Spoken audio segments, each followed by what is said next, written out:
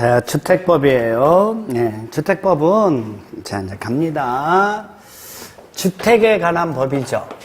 그쵸? 그래서 이 주택을 건설하는 거예요. 뭐 한다고요? 건설해요. 그래서 주택을 건설하니까 얘는 사업계획 승인을 받아야 돼요. 뭘 받아야 돼요? 사업계획 승인. 이렇게. 그래서 사업계획 승인을 받아서 주택을 건설하는 사업을 시행하는 자 있죠? 그 자를 뭐라고 하냐면 사업주체라고 그래요. 됐나요? 그래서 이제 가는 거예요. 사업주체가 누가요? 사업주체가 사업계획 뭐 받아서 승인받아서 건설한 주택 있죠? 그 주택을 얘는 이거예요. 초점이 이거예요. 공급해 주는 거예요. 뭐 해주는 거예요? 그러니까 여기 주택법에는 요 공급에 초점이 맞춰져 있다라는 걸 알면 돼요. 그래서 자, 건설에서 공급해 줌으로 인해서 국민의 주거 안정하고 국민의 주거 수준을 향상시키기 위해서 만들어진 법이 뭐라는 거예요? 주택법이에요. 됐죠? 자, 이제 용어 정의 갑니다. 그럼 제일 먼저 주택이 뭡니까? 부터 나오겠죠? 주택은 세대의 세대원이 장기간 독립된 주거 생활을 영위할 수 있는 구조로 된 건축물의 전부 또는 일부와 뭐까지? 부속 토지까지 합쳤어. 그래서 요 주택이라는 것은 건축물만 얘기하는 게 아니라 뭐까지 얘기한다고요? 부속 토지까지 합쳐서 뭐라고 얘기하는 거예요? 주택. 그래서 1번은 틀렸고요. 이 주택의 종류에는 건축물의 전부 단독주택, 건축물의 일부 공동주택, 복합주택은 있어요? 없어요? 없어요. 틀렸죠?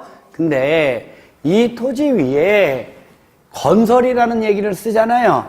그러면 얘는 주택만 건축하는 게 아니라 주택을 건축하면서 뭐까지요? 부대 시설하고 복리시설 있죠? 복리시설을 건설하는 거예요. 건설이라는 개념 아시겠어요?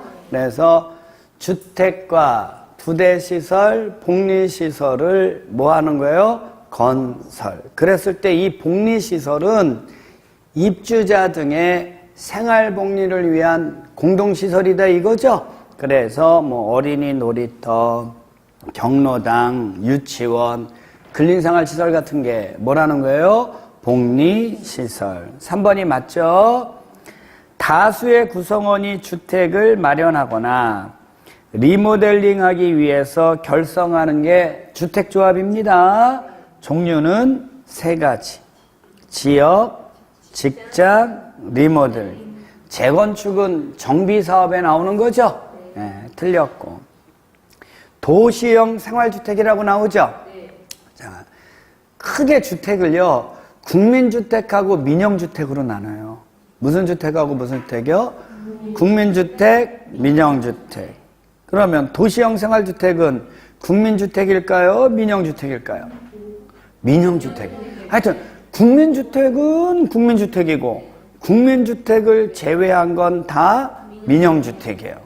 그래서 이제 국민주택이라는 말이 안 쓰이고 주택 나오면 다 무슨 주택 얘기하는 거예요? 민영주택인데 이 도시형 생활주택은 민영주택 중에서 보급형 주택이에요. 됐어요? 그러니까 얘는 보급형이니까 세대수의 제한을 받죠? 300세대 미만으로. 보급형이니까 크기가 너무 크면 안 되죠? 국민주택 규모에 해당하는 주택으로 대통령령으로 정하는 주택을 도시형 생활주택이라고 해요. 2번입니다. 공동주택의 아파트는 주택으로 쓰이는 층수가 5계층 이상인 주택이죠. 이게 틀렸고. 2번. 주택으로 쓰이는 1개동의 바닥 면적의 합계가 660제곱미터 이하잖아요. 660제곱미터 이하면서 단독주택인 건 다가구주택이고 공동주택인 건 다세대주택이에요. 그러니까 공동주택은 다가구주택이다. 오예요, X예요, X. 국민주택기금의 자금 지원을 받아서 건설한 주택으로 호당 또는 세대당 85제곱미터 이하인 주택 있죠? 요거를 뭐라 그래요? 국민주택. 그냥 호당 또는 세대당 85제곱미터 이하인 주택 있죠? 그것만으로는 국민주택 규모의 주택. 그건 국민주택의 규모고, 됐어요? 국민주택이 되려면 국민주택기금의 자금 지원을 받아서 건설해야 돼요. 됐죠? 근데 요것만 있는 건 아니죠? 또 한 가지는 어떤 거 있냐면 국가 지자체의 재정으로 건설한 주택도 국민주택이고, 맞아요? 그 다음에 공적 사업주체가 건설한 주택도 뭐예요?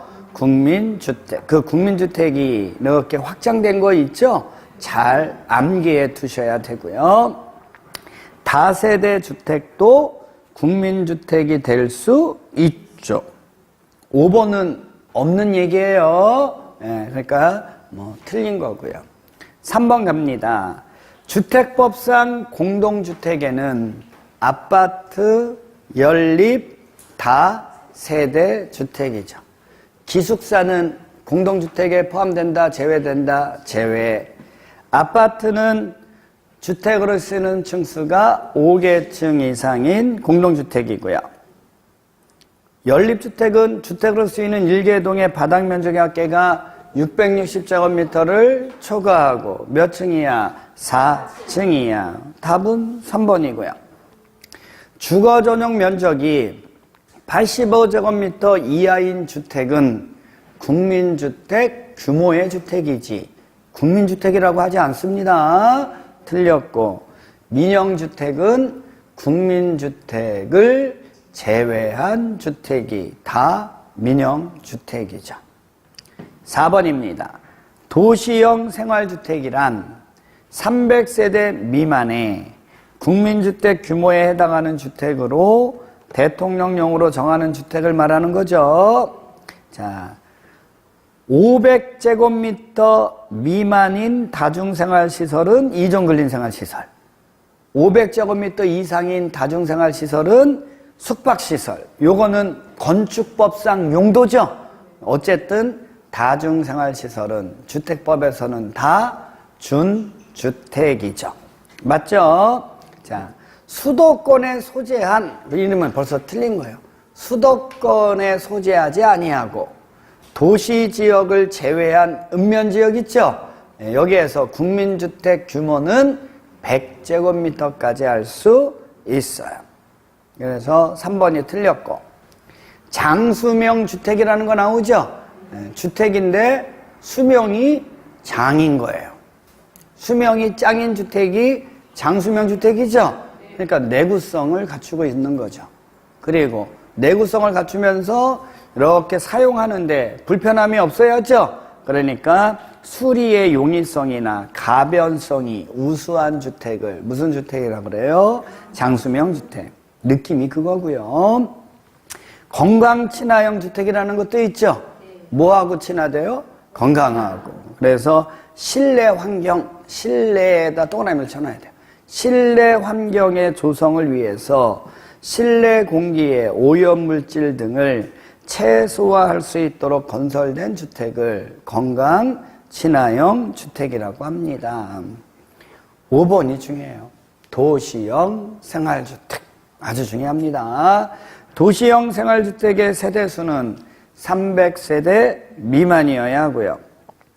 수도권의 경우 도시형 생활주택은 호당, 세대당 주거전용 면적이 85제곱미터 이하이어야죠. 예, 즉 요거를 다른 얘기로 하면 국민주택 규모의 주택이라는 거예요. 도시지역에 건설하는 세대별 주거전용 면적이 85제곱미터인 아파트는 도시형 생활주택에 해당하지 않습니다. 뭐 개념은 다 알았으니까요. 한번 설명해 주면 도시형 생활주택은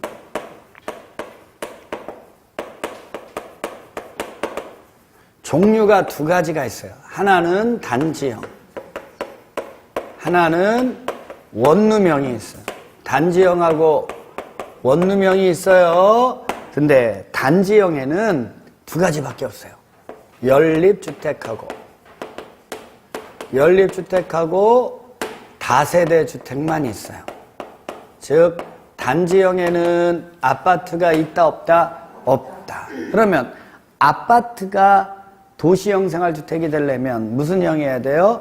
원룸형이어야 되는데 여기에서 이제 중요한 거, 원룸형 주택에 세대별 주거전용 면적 있죠? 주거전용 면적은 50제곱미터 이하이어야 합니다. 이게 제일 중요해요. 그러니까 세대별 주거전용 면적이 85제곱미터인 아파트는 도시형 생활주택이 아닌 거죠. 됐죠? 예. 도시형 생활주택은 보급형 민영주택이라 그랬죠? 예. 따라서 분양가 상한제가 적용되지 않고요. 그 다음에 5번 설명해 드리면 원칙은 이렇게 돼요. 도시형 생활주택하고 도시형 하나의 건축물에는, 하나의 건축물이죠. 도시형 생활주택하고 도시형 생활주택이 아닌 주택이 있죠. 얘는 하나의 건축물에 함께 건축할 수 있다 없다? 없어요. 이게 원칙인데 단 보급성이 강한 원룸형 주택 있죠. 원룸형 주택과 주거전용 면적 85제곱미터를 초과하는 주택 한 세대 있죠? 한 세대는 같이 지을 수 있어요? 없어요? 있고요. 더 나가서 준주거 지역하고, 어느 지역이요? 준주거 지역하고 무슨 지역이라면? 상업지역이라면 원룸형 주택하고 도시형 생활주택이 아닌 주택은 함께 건축할 수 있어요. 됐죠? 그거 알아두시면 돼요. 그러니까 5번은 맞았어요? 틀렸어요? 틀렸어요. 자, 6번 갑니다. 원룸형 주택입니다. 세대별로 독립된 주거가 가능하도록 욕실, 부엌을 설치해야죠. 아파트 연립 다세대 주택이어야 하고요.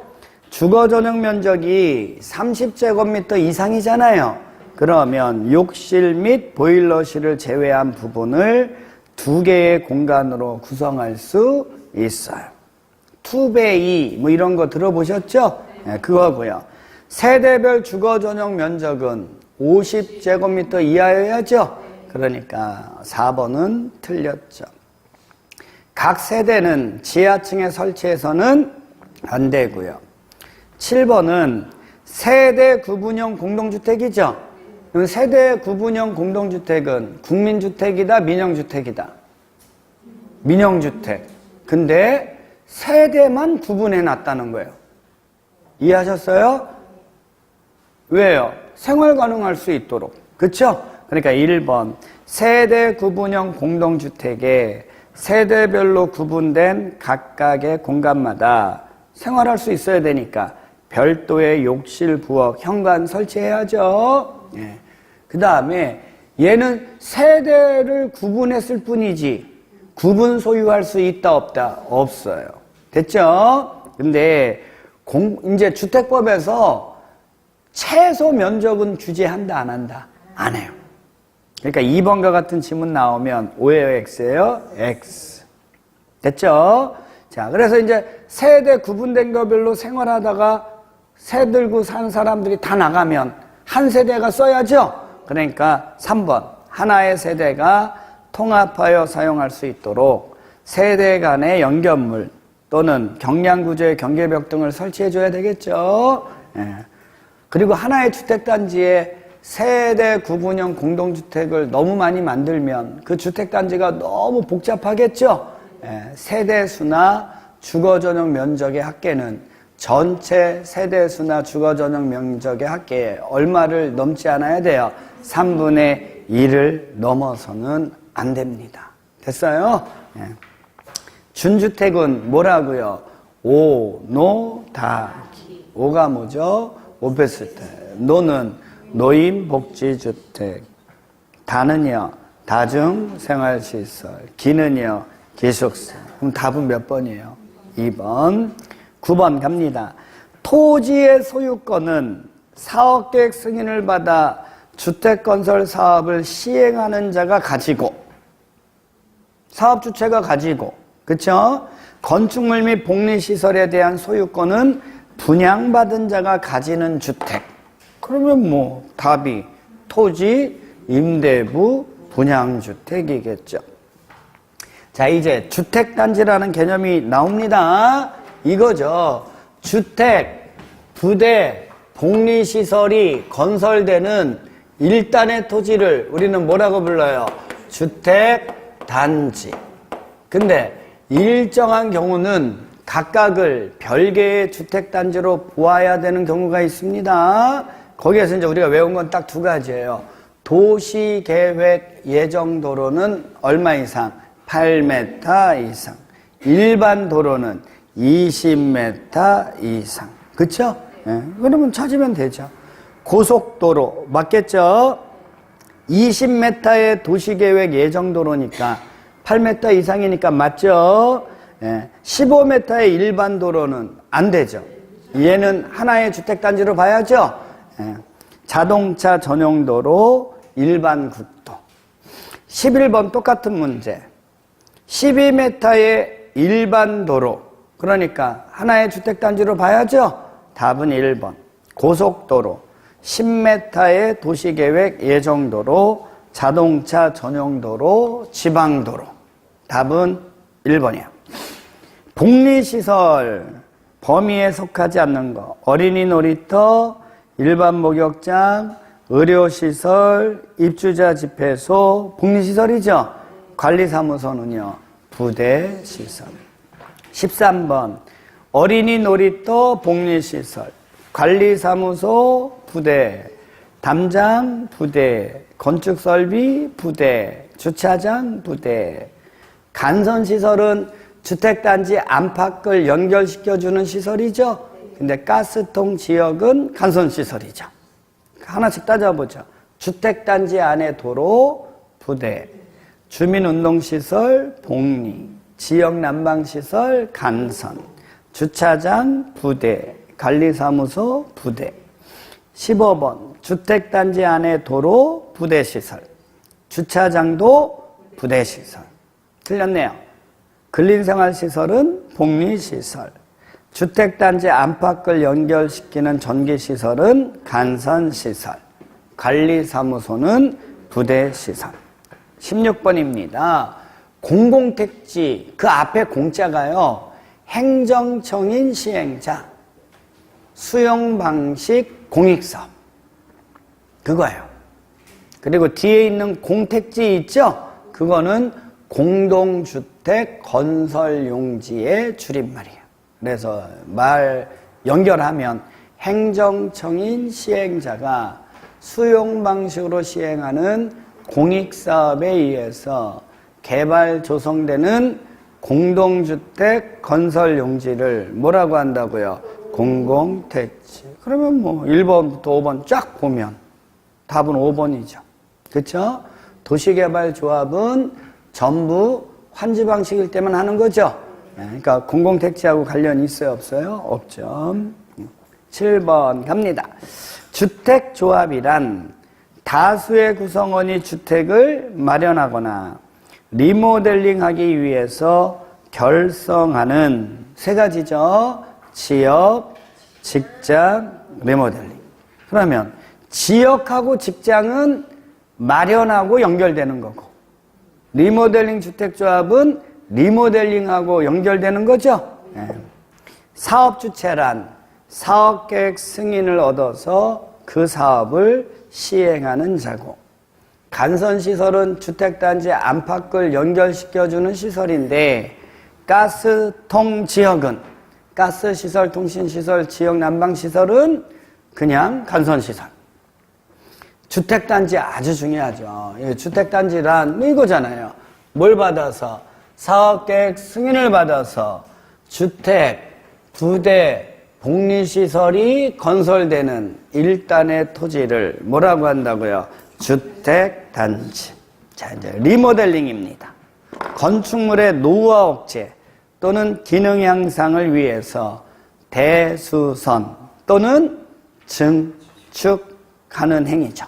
틀렸죠? 자, 대수선은 몇 년 지나야죠? 10년. 증축은요? 15년. 18번 갑니다. 리모델링인데 옳은 거. 수직 증축도 가능하죠? 14층 이하면 2계층, 15층 이상이면 3계층. 1번이 맞죠? 리모델링 주택조합에 설립인가를 받으려는 자는 80% 이상의 토지에 대한 토지 사용 승낙서를 첨부한다. O예요, X예요? X. 요거를 첨부해야 되는 건 지역, 직장이고. 맞죠? 리모델링은 뭐를 첨부해야 된다 그랬죠? 결의서. 리모델링 주택조합은 뭐를 첨부한다고요? 결의서. 그 결의는 어떻게 하는 거예요? 혹시 그것까지 아나요? 결의는 전체 3분의 2 동별 과반수. 뒤에 나오는데 문제 안 풀어왔군요. 괜찮아요. 뒤에 나오니까 쓰지 마세요. 됐어요? 아유. 별로 공부도 안 해오면서 하여튼, 아유, 진짜. 앞으로 공법 뭐 어렵다는 얘기만 들려와, 귀에. 용서가 안 돼. 그 어려운 줄 알면 공부 좀 하지. 틀렸죠? 소유자 전원의 동의를 받은 입주자 대표회의 있죠? 이 자들도 리모델링 할 수 있어요. 리모델링은 사업계획 승인 대상이다, 아니다? 아니다. 뭐 받아서 해라? 허가. 누구한테? 시장, 군수, 구청장. 어디가 틀렸어요? 신고를 뭐로 바꿔야 돼요? 허가. 수직 증축형 리모델링의 경우 리모델링 주택조합의 설립인가 신청서에 당해 주택이 사용검사 받은 후 10년 이상의 기간이 경과하였음을 증명하는 서류를 첨부해라. 틀렸죠? 어디가 틀렸어요? 10년을 몇 년으로 바꿔야 돼요? 왜요? 증축형이니까. 그쵸? 네. 리모델링 주택조합이 시공자 선정한대요. 시공자 선정하는 건 공법 어디나 똑같다 그랬죠? 어떻게? 근데 뭐가 정하는? 국장이 정하는.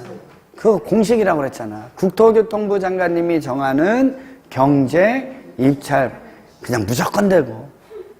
됐어요? 권리자 선정할 때 공법에서 권리자 선정합니다. 누가 정하는? 국장이 정하는 경쟁, 입찰의 방법으로. 됐어요? 네, 여기까지가 용어정이고요. 사업주체 갑니다. 사업주체 그러면 누구 얘기하는 거예요? 예? 주택법에서 사업주체 그러면 누구 얘기한다고요? 등록사업자 얘기하는 거예요. 아유, 공부하는 게 얼마나 즐거워야 될 텐데. 자, 사업주체 그러면 누구 얘기한다고요? 등록사업자. 왜 등록사업자예요? 등록하니까. 등록하니까 등록사업자예요. 공법은 되게 쉬워요. 언어에 다 담겨 있어요. 공법은. 왜 등록사업자예요? 등록해야 되니까. 누구한테 등록합니까? 국장. 그러면 등록하는 자는 누구라고요? 등록사업자. 그럼 나머지 사업주체 있죠? 등록사업자를 제외한 나머지 사업주체는 등록해야 안 해요? 그래요. 그래서 얘만 등록하니까 등록사업자예요. 근데 그 등록하지 않는 사업주체 중에서 정말 시험 문제 더 잘 나오는 게 주택조합이에요. 무슨 조합이라고요? 그래서 대표 문제가 주택조합에 관련된 거예요. 됐어요? 그러면 주택조합은 등록한다, 안 한다? 안 해요. 대신 주택조합은 등록을 안 하는데 등록은 안 하려면 등록사업자와 공동으로 주택건설 사업을 해야 돼요. 됐나요? 네. 그러면 주택조합은 등록하지 않고 30세대 이상의 공동주택 건설 사업을 시행할 수 있어요. 지금 처음에 문제 나올 때는 사업계획 승인 대상이 20세대 이상이었었거든. 근데 지금 법이 개정돼서 몇 세대요? 30세대. 그러니까 그거를 좀 바꿔놓으면 더 편하고요. 됐어요? 만약에 주택조합인데 주택조합을 결성했는데 등록사업자와 공동으로 주택건설 사업을 하지 않습니다. 그러면 주택조합도 뭐 해야 돼요? 등록해야 돼요. 그때는 주택조합 이전에 걔는 누가 돼버리는 거예요? 등록사업자가 돼버려야 되는 거예요. 이해하셨어요? 좋아요. 리모델링 주택조합은 리모델링 결의에 찬성하지 아니하는 자의 토지하고 주택 있죠? 이거를 리모델링 주택조합은 수용할 수 있을까요? 없을까요? 없어요. 수용할 수 없으니까 뭐 할 수 있어야 돼요? 매도 청구할 수 있다. 2번이 틀렸고요.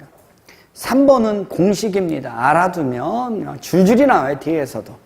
국민주택, 공급, 직장, 시장군수 구청장에게 신고 무주택자. 됐나요? 공식이니까 외워두세요. 국민주택, 공급, 직장, 시장군수 구청장에게 신고 무주택자. 공식이에요. 네. 투기가열지구 나오죠? 투기가열지구는 직장에 지정될까요? 지역에 지정될까요? 그러면 투기가열지구 나오면 뭐 나와야 돼요? 지역주택조합이. 됐어요? 자, 조합원을 모집할 때 신청서의 접수 순서에 따라 지위를 인정해서는 안 됩니다. 시공자와의 공사계약 체결은 조합 총회에 의결 거쳐야 되는 거죠. 이거는 뭐 개발법, 정비법에서도 늘 배웠던 거고요. 2번 갑니다.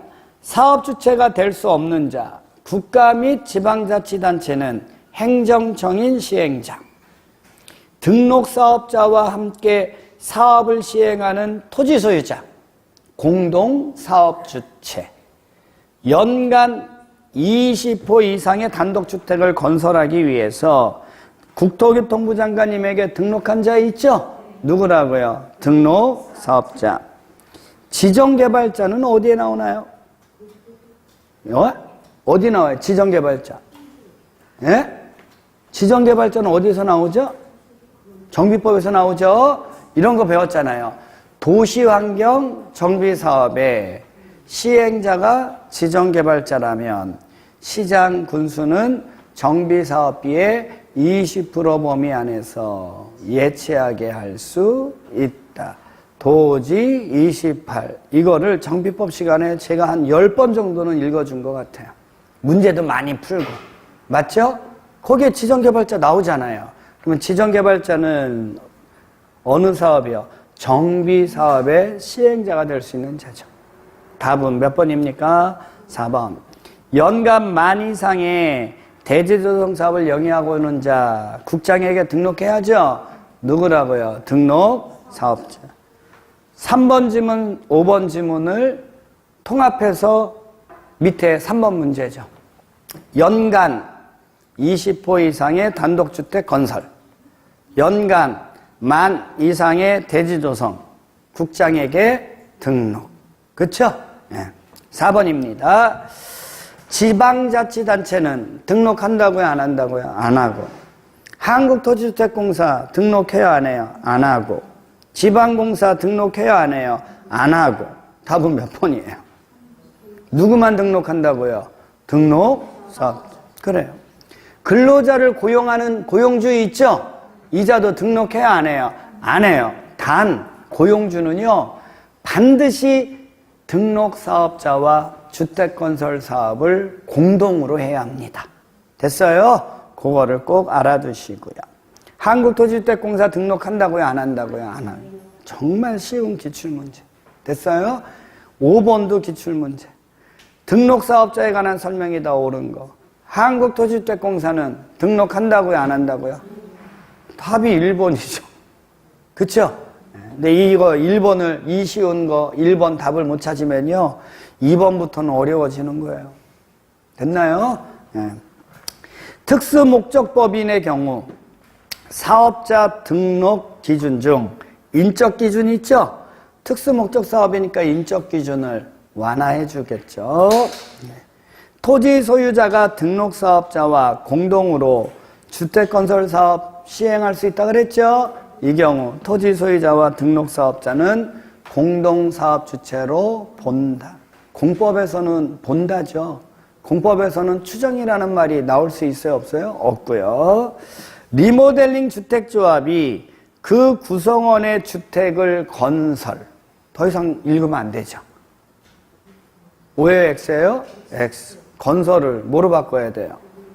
리모델링으로 바꿔야죠. 리모델링 하는 거지 건설하는 거 아니잖아요. 판례에 의하면 주택건설 공사를 도급받아서 시공하고자 하는 자는 주택건설 사업을 시행하고자 하는 자에 해당하므로 등록 의무가 있다. 말도 안 되는 거죠. 그쵸? 도급받아서 시공하는데, 그쵸? 너 주택건설하는 자니까 등록해. 아유, 처음부터 등록할 돈 있으면 등록사업자 돼갖고 내가 하지. 도급받아서 시공하겠어요? 안 하겠어요? 그런 생각이 들어요? 안 들어요? 안 들을 거예요. 그런 생각이. 근데 그거 안 들으면 어떠냐고. 누구만 등록한다고. 나머지는 등록한다고 안 한다고. 이것만 알면 다 맞추는 거 아니에요, 이거. 그쵸? 6번. 등록사업자에 대한 설명이다. 틀린 거. 연간 20세대 이상. 도시형 생활주택은 30세대 이상의 주택건설 사업을 하고자 하는 자는 국장에게 등록해야죠. 한국도시주택공사는 등록하지 않아요. 등록이 말소된 후 2년이죠. 2년이 지나지 아니한 자는 결격사유. 등록할 수 없다. 장관님은 등록사업자가 부정한 방법으로 등록했죠. 등록증을 대여했죠. 부대는 말소하여야 한다. 등록 말소 또는 영업정지 처분을 받은 등록사업자는 처분 전에 사업계획 승인을 받은 사업은 계속 수행할 수 있다. 7번 결격사유예요. 한정치산자 선고가 취소됐대요. 결격사유다 아니다? 아니다. 파산 선고를 받았는데 복권됐대요. 결격사유가 아니다. 자격정지 이상의 형. 결격사유다 아니다? 아니다. 결격사유가 되려면 금고형 이상이죠? 그러니까 아니고. 금고 이상의 형의 집행유예를 받았어요. 근데 그 유예기간이 뭐 됐대요? 종료. 결격사유다 아니다? 아니다. 등록이 말소된 후 2년이 경과되지 않았다? 결격사유. 8번 주택조합 중요합니다. 공식 나오더니 첫 번부터 국민주택, 공급, 직장, 시장, 군수, 구청장에게 신고 무주택자. 틀렸죠? 지역주택조합은 임대주택으로 건설 공급해야 하는 세대수를 포함해서 X예요. 주택건설 예정 세대수의 50% 이상의 조합원으로 구성해야 되고요. 조합원의 수는 20명 이상이어야 합니다. 중요한 질문이에요. 뭐 이거잖아요. 주택조합 있죠? 주택조합은 조합주택을 건설하는 거예요. 조합주택을 건설해서 누구에게 주는 거예요? 조합원에게 공급해 주는 거예요. 됐나요? 그러면 주택조합, 지역이나 직장주택조합 있죠? 그 자들은 조합주택을 건설해야 되니까 주택건설 예정세대수라는 건 어느 주택? 조합주택 건설 예정세대수를 얘기하는 거지. 임대주택의 세대수를 포함한다, 제외한다. 여기서 말하는 건 다 조합주택 건설 예정세대수를 얘기하는 거예요. 이해하셨어요? 네. 틀렸죠?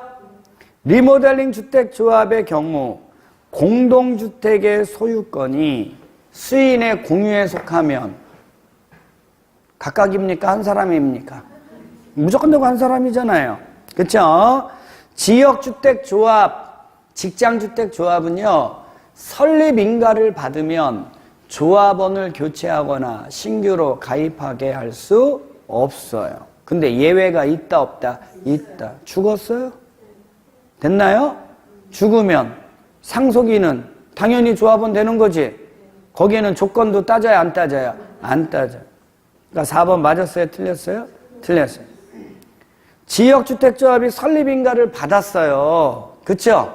또 하나 조합원을 교체하거나 신규로 가입하게 할 수 있는 게 어떤 거냐면 시장군수구청장에게 추가 모집 승인을 받은 경우예요. 추가 모집 승인을 받으면 자 조합원을 충원하거나 교체할 수 있다 없다? 있어요. 그러면 추가 모집 승인 받아서 조합원 충원하거나 교체했다면 인가받은 거 바뀐 거죠? 그러면 인가받은 거 바꾸려면 다시 뭐 받아야 돼요? 인가. 주택조합의 변경인가를 받아야 한다. 답은 몇 번이에요? 5번. 그러니까 쉽게 얘기하면 이거예요. 인가받은 거 바꾸려면 뭐 받으라고? 그 논리가 답인 거예요. 무슨 얘기인지 아시겠어요? 8번이 작년에 나왔던 문제예요. 그러니까 이게 얼마나 쉽습니까? 이런 문제 나오는데. 9번. 등록사업자와 공동으로 주택건설 사업을 하는 조합은 등록한다고요? 안 한다고요? 안 한다고요. 조합과 등록사업자가 공동으로 사업을 시행하면서 시공한다 이거죠? 그러면 등록사업자는 자신의 잘못으로 손해를 입혔다면 손해배상 책임도 진다. 틀렸죠? 3번 주문 중요합니다. 알아두셔야 돼요. 조합 설립 인가 신청일 줄것이고 그날로부터 조합주택에 언제까지? 입주 가능일까지. 이 기간 잘 알아두셔야 돼요. 이때까지 무주택자거나 또는 주거전용 면적 85제곱미터 이하의 주택 한 채를 보유한 세대주인자로서 지역주택조합이라면 동일한 지역에 6개월 이상 거주해온 세대주인자 있죠? 이자들이 조합원이 될 수 있어요. 어디가 틀렸는지 아시죠? 네, 조합 설립 인가를 받은 후 승인을 얻어서 조합원을 추가 모집하잖아요. 그랬을 때 모집되는 자의 조합원의 자격요건의 충족 여부는 어느 날을 기준으로 한다고요? 조합 설립 인가 신청일. 그래서 아까 거기다 줄을 딱 거놓은 거고요. 조합원이 죽었대요. 그러면 상속인은 당연히 조합원 되는 거지. 무주택자이어야 한다. O라고요? X라고요? X. 그런 조건 따진다 안 따진다? 10번 공식 또 나왔네요. 국민주택, 공급, 직장, 시장군수청장의 신고, 무주택자. 주택조합하고 등록사업자가 공동으로 하면서 시공한대요. 손해 입혔으면 손해배상 책임도 진다. 2번이 맞죠? 리모델링 주택조합이 구성원을 위해서 건설, O예요? X예요? X. 투기가열지구 그러면 뭐 나와야 된다고요? 지역. 신청서의 접수 순서에 따라 조합원의 지위를 인정해서는 아니 된다. 틀렸죠? 시장군수구청장은 주택조합이 주택법에 의한 명령이나 처분에 위반하면 설립인가를 취소할 수 있다. 여기는 무조건 되고 할 수 있다. 주택법은. 됐어요? 11번. 11번 문제 잘 알아둬야 돼요. 당의 시군안에 소재하는 동일한 국가기관, 지자체, 법인, 직장, 동일한 직장에 근무하는 자는 직장주택조합의 구성원이 될 수 있다. 지역주택조합은 설립인가를 받은 후에도 조합원이 사망하면 조합원을 교체할 수 있다. 틀렸고요. 주택조합 설립인가 신청일 현재 맞죠? 네. 주택조합 설립인가 지역에 6월 이상 거주한 자는 지역주택조합의 구성원이 될 수 있고요. 세대원 중 1인에 하나요. 85제곱미터 이하의 주택을 한 채 안에서 소유한 세대의 세대주도 지역주택조합의 구성원이 될 수 있죠. 국민주택 공급 직장 시장군수구청장의 신고 무주택자. 맞죠? 네. 12번. 국민주택 공급 직장 시장군수구청장 신고 무주택자. 틀렸죠? 네. 리모델링 주택조합이 아닌 주택조합. 그럼 어디죠? 지역 직장은 중요해요. 이거 이지문. 주택건설 예정 세대수, 조합주택 건설 예정 세대수라고 그랬죠? 50% 이상의 조합원으로 구성하되 그 수는 20명 이상이어야 합니다. 주거전용 면적 70제곱미터에 주택 한 채를 소유하고 있는 세대주인자는 국민주택, 공급, 직장, 무주택자여야 되니까 조합원이 될 수 없다. 맞죠? 지역주택조합의 경우 설립인가를 받은 날로부터 2년 안에 사업계획 승인 신청해야죠. 그렇지 않으면 인가를 취소할 수 있다. 여기 무조건 되고 할 수 있다. 투기가열지구 나왔네요. 지역 인정해서는 아니 된다. 맞죠? 13번 인가 대상 행위가 아닌 거. 5번 지역주택조합 설립할 때 인가 받아야죠. 1번 해산할 때도요. 인가 받아야죠. 리모델링 주택조합 설립할 때도 인가 받아야죠. 해산할 때도요. 인가 받아야죠. 국민주택 공급 직장 신고. 신고했으니까 해산할 때도 뭐 해야 돼요? 답은 몇 번이에요? 너무 쉬운 거죠? 14번 지역주택조합 총회에 필수적 의결사항에 해당하지 않는 거. 나머지는 읽어보면 다 알 거예요. 근데 3번에 보면 주택상환사채 나오죠? 자, 주택상환사채는요, 한국토지주택공사 또는 등록사업자가 발행하는 거예요. 누가 발행한다고요?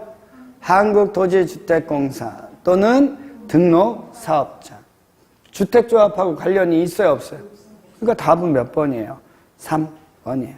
됐죠? 15번 지역주택조합은 지역에 거주하는 주민이 주택을 마련. 직장주택조합은 같은 직장의 근로자가 주택을 마련.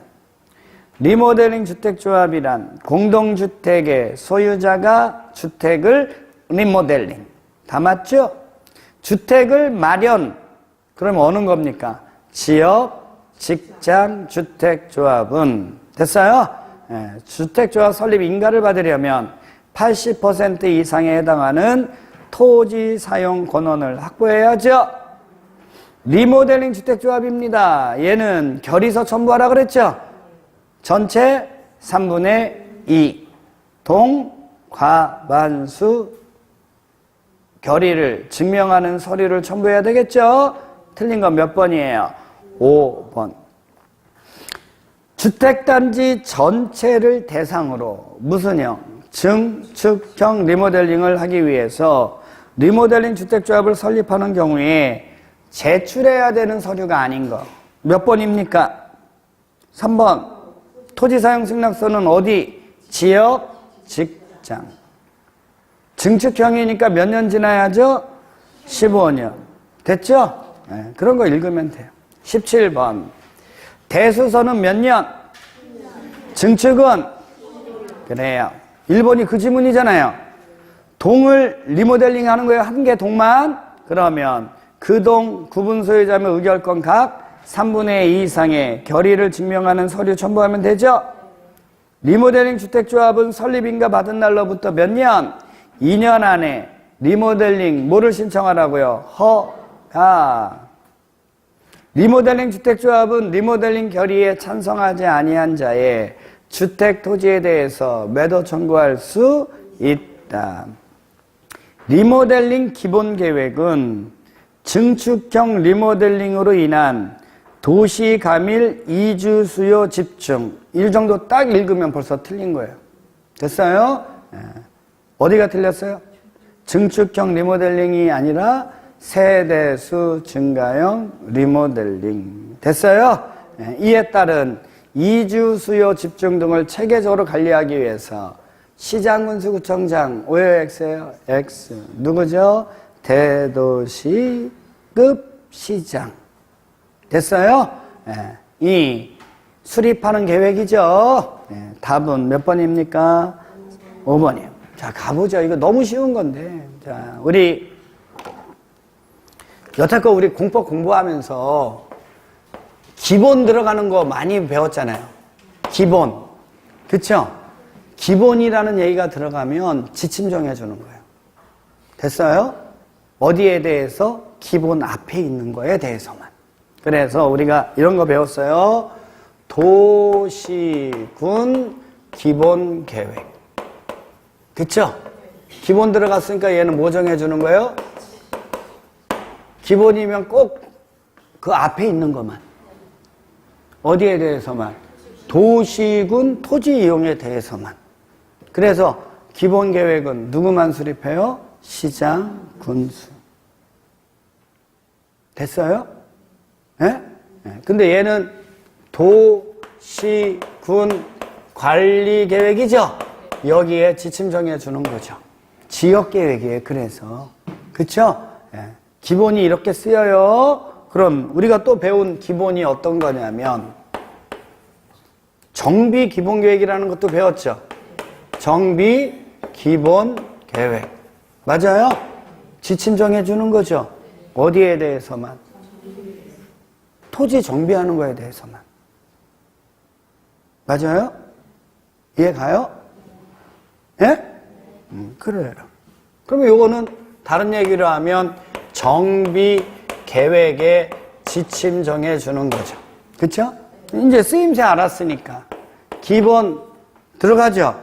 이번에는 리모델링 기본 계획이죠? 얘는 지침 정해주는 거죠? 뭐에 대해서만? 리모델링이 뭔지 알죠? 그래요. 그래서 얘는 세대수 증가형. 여기에 가는 거예요. 이해하셨어요? 됐어요? 갑니다. 여기만 이렇게 알면 안 돼요. 그래서 얘는 도시군에 관한 토지 이용에 지침 정해주는 거니까 누구만 수립한다고요? 정비죠. 정비죠. 정비가 뭔지 알죠? 얘는 도시군 전체가 아니잖아. 그쵸? 하나의 도시의 일부 토지, 주상공이죠. 얘는요. 건축물이지. 얘는 토지고 얘는 건축물이에요, 여러분. 리모델링. 기억나요? 이해 가요? 가봐요. 얘 원래는 수립해야죠. 근데 기본계획 수립하지 아니할 수 있는 경우 있어요, 없어요? 어떨 때요? 지방의 소도시. 규모가 작은 데는 됐어요? 지침 정해줄 필요가 있어요, 없어요? 그럼 얘는 정비에 대한 지침 정해주는 거 아니에요? 조그만 도시에는 지침 정해줄 필요 있어요, 없어요? 없잖아요, 여러분. 그쵸? 그러니까 이 정비나 리모델링은 대도시급 이상만 수립하는 거예요. 조그만 도시의 일부 토지에 이루어지는 정비, 리모델링을 일반 시가 지침 정해줄 필요가 있어요, 없어요? 없죠. 여기 이렇게 나오면 무조건 되고 얘는 이거예요, 이거. 됐어요?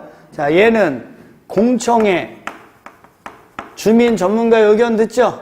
그 다음에 지방의회 의견 듣죠? 맞죠? 예? 얘는요, 그 도시에 조그만 거 아니에요? 그러니까 얘는 주민의 의견만 들으면 되죠? 주민 의견 듣기 위해서 14일 이상 공람하면 돼요, 얘는. 됐어요? 그리고 난 다음에 뭐 들어야 돼요? 지방의회. 정비의 규모가 큽니까? 리모델링의 규모가 큽니까? 그러면 정비 기본계획에 대해서 지방의회는 며칠? 60일. 얘는요, 30일. 무슨 얘기인지 알겠어요? 예? 자, 얘는 장기 계획이죠.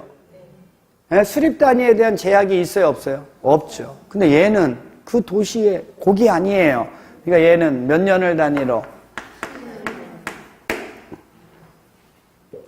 무슨 얘기인지 아시겠어요? 예. 지침 정해주는 거는 시간이 지나면 상황이 바뀌어야 안 바뀌어요. 그러니까 타당성 검토해야 돼, 안 해야 돼? 몇 년마다? 다 5년마다. 이해하셨냐고? 뭐 얘기해 주려고 하는지 알겠어요? 이게 뭘 얘기해 주는지 알아야 돼, 여러분들이. 그래서 그러한 부분들에 대한 것들 개념 정의만 딱 되잖아요. 여러분들처럼 그렇게 안 해워도 돼요. 대신 이런 걸 모르니까 어려운 거예요. 이런 걸 모르니까. 무슨 얘기인지 아시겠습니까? 자,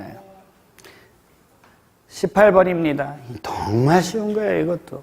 자, 지역 주택조합이나 직장주택조합은 조합 설립 인가를 받고 나면 조합원을 교체하거나 신규로 가입하게 할 수 있다, 없다? 없다. 그렇죠? 근데 예외가 있어요, 없어요? 있어요. 그래요. 그 얘기죠? 사망했어요? 가능하죠? 두 번째, 사업계획 승인 받고 나면 교체 신규 가입할 수 있어요. 조합원이 탈퇴했습니다. 단 이럴 때는 주택건설 예정세대수의 50% 미만이 되는 경우에 한해서만 충원할 수 있어요. 조합원이 무자격자로 판명돼서 자격을 상실했죠? 그러면 충원할 수 있어요. 근데 5번, 치약, 근무상의 형편, 질병 등으로 인해서 다른 지역으로 이전한대요. 교체, 신규 가입의 문제다, 아니다? 아니에요. 왜 아니냐? 여러분, 우리 아까 적어놓은 거 있었죠? 조합 설립 인가 신청일로부터 주택조합에 입주 가능한 날까지 조합원의 자격 요건을 갖춰야 돼요. 조합원이 되려면. 근데 이자들이 사는 동안에 다른 지역으로 이사 가잖아요. 그럼 그 사람은 조합원의 자격을 상실해요. 조합원이 될 수 있어요, 없어요? 없는 거예요. 그거에 대한 문제지 교체나 신규 가입의 문제가 될 수가 없다는 거죠. 이해하셨습니까? 옆에 주택건설 자금이에요. 가보죠. 이제 사업주체가 사업계획 승인받아서 주택, 부대, 복리시설을 건설하려면 돈 많이 들어가겠죠. 그래서 그 주택 건설하는 자금에 지원 조치가 있다, 없다? 있다. 그래서 우리가 아까 배웠어요. 그 중에 대표적인 게 뭐라고요?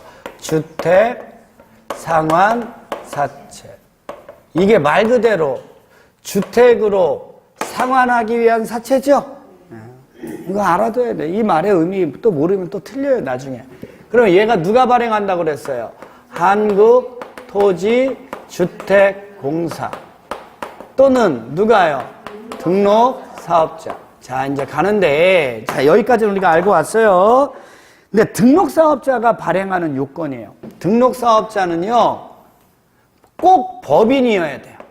개인인 등록사업자는 발행할 수 있다, 없다? 없어요. 법인인 등록사업자여야 돼요. 그리고 이자들은 주택을 시공해야죠. 그리고 이거로 돌려줘야 되잖아. 그러니까 시공요건을 갖춰야 됩니다. 그러면 법인이라면 자본금 얼마예요? 5억. 그리고 시공요건을 갖춘 등록사업자는 건설업자로 간주되는 거죠.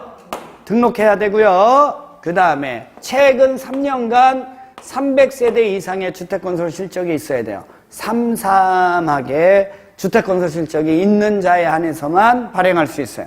그래도 못 믿어요. 그래서 등록사업자는 뭐까지 서야 돼요? 보증까지 서야 되는 거예요. 됐어요? 이것만 알면 나머지는 뭐 금세 풀죠. 등록사업자가 주택상환사채를 발행하려면 주택도시보증공사에 보증을 받아야 합니다. 주택상환사채는 취득자의 성명을 채권에 기록하지 아니하면 사채 발행자 및 제3자에게 대항할 수 없습니다. 공부한 사람은요, 2번 지문을 딱 읽는 순간 뭐가 생각나야 돼요? 기명증권. 끝이에요. 그건 이제 생각할 수 있으면 실력이 많이 올라온 거예요. 등록사업자의 등록이 말소된 경우 등록사업자가 발행한 사채 효력에는 영향을 미치지 않아요. 보증까지 섰으니까요. 사채 발행자는 주택상환사채 대장을 비치하고 사채의 발행 및 상환에 관한 사항을 기재해 줘야 되고요. 주택상환사채를 발행하려는 자는 누굽니까? 한국토지주택공사 등록사업자는 발행계획 작성해야죠. 발행계획 작성해서 누구의 승인 받아야 돼요? 국장의 승인을 받아라. 이렇게 알아두시면 되겠고요. 2번, 등록사업자의 자본금 등이 대통령령으로 정하는 기준에 부합하고 주택도시보증공사 보증을 받은 때에 한해서 발행할 수 있습니다. 맞죠? 사채를 발행하는 자는 발행계획 작성해서 국장의 승인. 기획재정부 장관 공법에서 나온다고요? 안 나온다고요? 2번에다 답 쓴 사람은 하여튼 그냥 아주 얼마나 공법 공부 안 했으면 그냥 기획재정부 나왔는데도 그 맞겠지 거기에. 아유, 그렇죠? 네. 주택상환사채는 무슨 증권? 그래서 명의변경. 무슨 변경이요? 명의변경을 어디에다 해야 돼요? 원부. 대항력 가지려고 채권에 기재하는 게 대항력이죠? 그러니까 3번 틀린 거고요. 등록사업자의 등록이 말소돼도 사채의 효력은 영향을 미치지 않고요. 사채 발행에 관해서는 주택법이 우선 적용해야죠. 근데 이 법에서 규정한 걸 제외하고는 상법 중 사채 발행에 관한 규정을 준용하는 거죠. 3번, 등록사업자가 사채를 발행할 수 있는 요건, 개인이면 된다고요, 안 된다고요? 틀렸어요, 1번이. 건설업 등록해야죠. 최근 3년간 연평균 300세대 이상 실적, 맞아요? 보증 서야죠. 장관의 승인 받아야죠. 답은 몇 번이에요? 4번 갑니다. 주택상환사채는 기명증권이죠. 명의변경은 어디에다가? 원부. 저분 되게 갑자기 또 씩씩하네. 응? 네. 취득자의 상명을 채권에 기록하지 않으면 대항할 수 없다. 사채의 상환기간은 3년 초과할 수 없어요. 여기까지 맞죠? 네. 상환기간은 사채 발행일로부터 입주 가능일까지의 기간으로 한다. 오해요, X예요. 어디가 틀렸어요? 입주 가능일이 틀린 거죠. 그쵸? 그게 왜 틀렸을까요? 그쵸? 여러분, 이게 주택으로 상환하는 사채라고. 이 말의 의미를 알면 되는 거예요. 주택으로 상환해주면 되는 거죠? 예?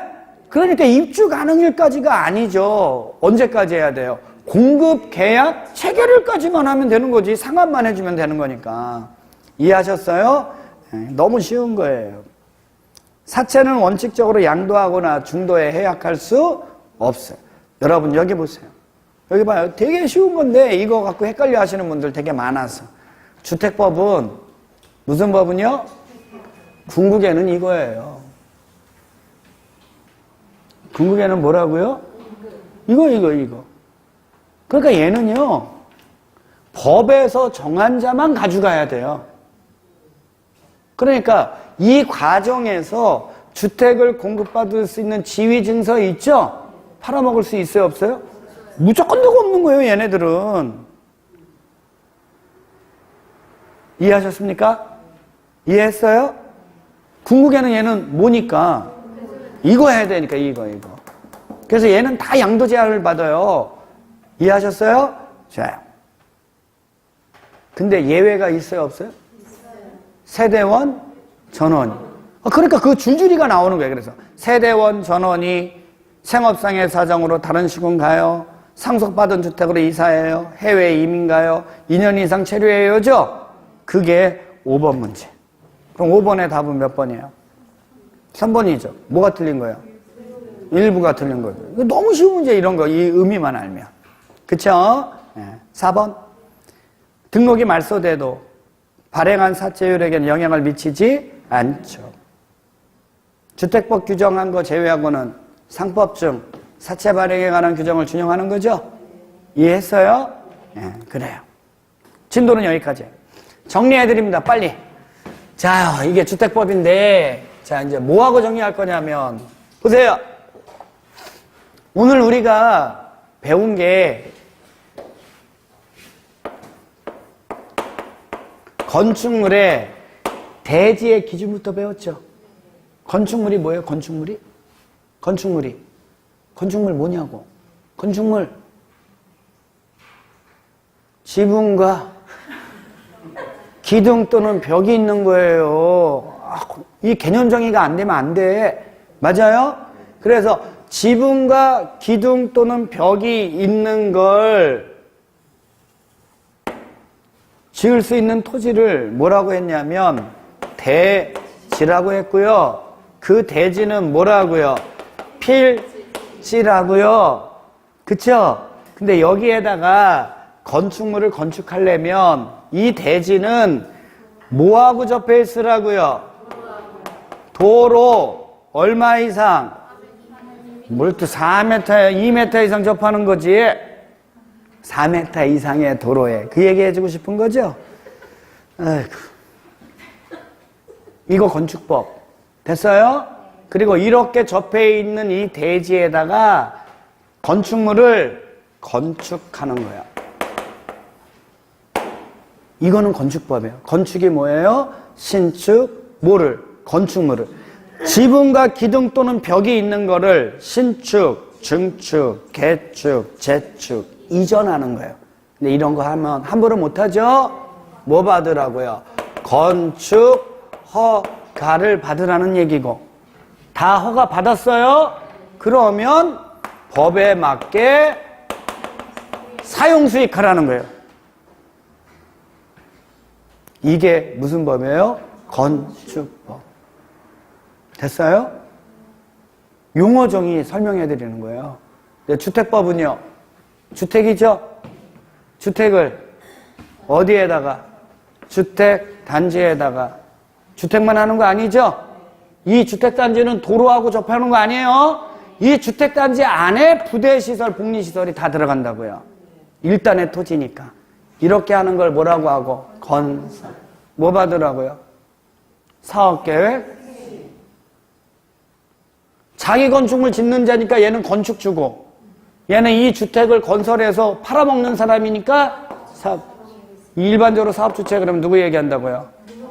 왜 등록사업자라고요? 그래요.